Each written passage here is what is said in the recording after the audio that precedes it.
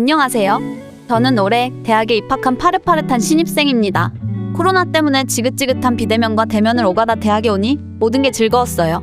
2달 전에는 봉사 동아리에서 다른 과 선배를 만나 달콤한 연애도 시작했습니다. 행복하기만 할 것 같은 제 연애 라이프에 문제가 생긴 것 같아 사연을 보내게 되었습니다. 제게는 대학에 와서 친해진 친구가 한 명 있어요. 시간표가 거의 겹쳐서 동선이 같다 보니 남자친구와 만날 때도 자주 함께 만납니다. 신경 쓰이는 것은 그 친구가 저를 대할 때와 제 남자친구를 대할 때 태도가 다르다는 거예요. 저한테는 평소처럼 대하다가도 제 남자친구가 있으면 묘하게 목소리도 여성스러워지고 행동도 애교스러워집니다.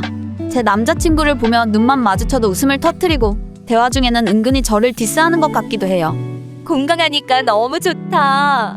오늘 날씨도 좋은데 어디 놀러 갔으면 좋겠다. 아직 수업 남았잖아. 그러니까 더 우울하네. 저기 너 남친님 온다. 선배 여기에요, 여기. 왜 이렇게 늦었어요? 소연이가 한참 기다리다 삐질 뻔했다고요. 야, 내가 언제? 그랬어? 내가 늦었나? 시간 맞게 왔는데. 내내 안색 안 좋았으면서. 선배 왔으니까 제가 대신 용서해 줄게요. 근데 두 사람은 키가 커서 좋겠어요. 왜? 나는 이렇게 다 작고 아담한데 소연이는 손발도 시원시원 크잖아요. 손이 크면 살림도 잘한다는데 저는 손이 작아서 일도 못해요. 저를 칭찬하는 건지 먹이는 건지 모르겠어요. 평소엔 안 그런데 남자친구만 있으면 저보다 자신이 여성적이고 아담하다는 걸 강조해요. 사실 친구가 날씬하고 예뻐서 평소에 요정 같다거나 태연 닮았다는 소리를 많이 들어요. 반면에 저는 키도 크고 체격도 좀 있는 편이에요. 이런 대화가 반복되다 보니 자격지심인가 하는 생각도 들었지만 남자친구가 잘생긴 데다 친구와도 잘 지내는 편이라 불안해지기 시작했습니다. 두 사람 사이에 뭔가 저만 모르는 분위기가 생긴 것 같아서 남자친구에게 말했더니 제가 예민한 거고 기분 탓이라며 별로 대수롭지 않다는 듯이 넘기더라고요. 하지만 셋이 함께 있으면 남자친구가 제 친구에게 말도 잘 걸고 자주 웃고 커피도 사주고 호의적이라는 느낌을 받습니다. 연애 초반인데 집착한다는 소리 들을까봐 남자친구에게 말도 못하겠어요. 제가 과잉 반응하는 것 같아서 친구에게도 그러지 말라고 말하기가 애매해요.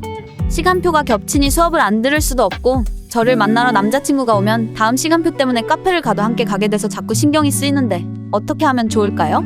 남자친구 앞에서 유독 행동이 달라지는 친구가 불편한 저 제가 너무 예민하게 생각하는 걸까요? 안녕하세요. 케어마이 심리상담센터 상담사 이주영입니다. 마이님께서는 현재 친구가 마이님에게 하는 행동과 남자친구에게 하는 행동이 달라서 당황스럽고 걱정이 되시나 봐요. 연애 초반이라 남자친구와의 관계도 아직 신뢰를 쌓는 중이다 보니 불안하실 수 있을 것 같습니다. 그럼 어떻게 하면 좋을까요? 먼저는 친구에게 마이님의 마음을 전하는 것입니다. 마음을 전하려면 마이님의 마음을 알아야겠지요. 처음 친구의 다른 모습을 볼 때 먼저는 당황하셨을 것 같아요. 그러면서도 이러한 마음이 혹시나 예민하거나 과잉 반응은 아닐까 생각이 들어서 남자친구나 여자친구에게 솔직하게 이야기하기 어려워 더 난처하고 힘드셨을 것 같아요. 그럼 이러한 마음을 어떻게 전달하면 좋을까요? 1단계, 상대방의 의도, 상황, 감정을 공감해줍니다. 먼저는 상대방이 대화를 할 때 방어하지 않고 원활히 대화를 할 수 있도록 먼저 상대방의 입장을 이해하고 공감하는 마음을 전달하는 것입니다. 1단계가 잘 이루어질 수 있도록 충분히 상대방의 이야기를 들어주세요. 예를 들어, 누구야? 내 남자친구와 있을 때 분위기를 좋고 즐겁게 해주려고 하는 거 알아. 우리 사이에 함께하는 게 어색할 수 있는데 편하게 함께 해줘서 고마워. 여기서 잠깐 친구의 이야기를 들어주세요. 그리고 2단계, 나의 의도, 상황, 감정을 전달합니다. 1단계를 잘 마치시면 이제는 내가 하고 싶었던 이야기, 내 생각, 내 감정을 전달합니다. 예를 들어, 그런데 너가 알지 모르겠는데 남친 오면 목소리도 여성스럽고 행동도 애교스러워지더라고. 그래서 조금 놀라고 당황했어. 아직 연애 초반이라 남친과의 관계가 불안한 것도 있고 이런 이야기 하는 거 조심스러웠는데 우리가 앞으로 더 잘 지내기 위해 이야기하는 게 좋을 것 같아서. 그리고 3단계. 함께 대안을 찾거나 제안을 하는 것입니다. 3단계에서는 그래서 어떻게 하면 좋을까? 라고 물으면서 함께 대안을 찾거나 내가 남친이랑 더 잘 되게 도와주면 좋겠어 라고 제안하는 것입니다. 이렇게 1단계에서 3단계까지 이야기한 후 친구분의 반응이 중요한데요. 친구가 진짜? 내가 그랬어?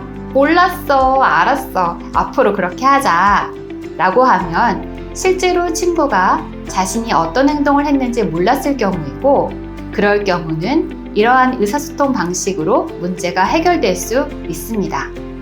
그런데 만약 친구분이 그게 어때서? 라는 식으로 앞으로도 바꿀 의향이 없다고 한다면 친구와의 관계를 다시 생각해 보는 것이 좋겠습니다. 몰라서는 그렇게 할 수 있지만 친구가 힘들어한다는 것을 알고도 그렇게 한다면 그 친구분은 적어도 마이님에게는 좋은 친구가 아닐 수 있겠네요. 두 번째는 남자친구에게도 이러한 의사소통 방식으로 이야기를 해보시는 겁니다. 남자친구에게 두 사람 사이에 뭔가 나만 모르는 분위기가 생긴 것 같아 라고 이야기하셨는데요.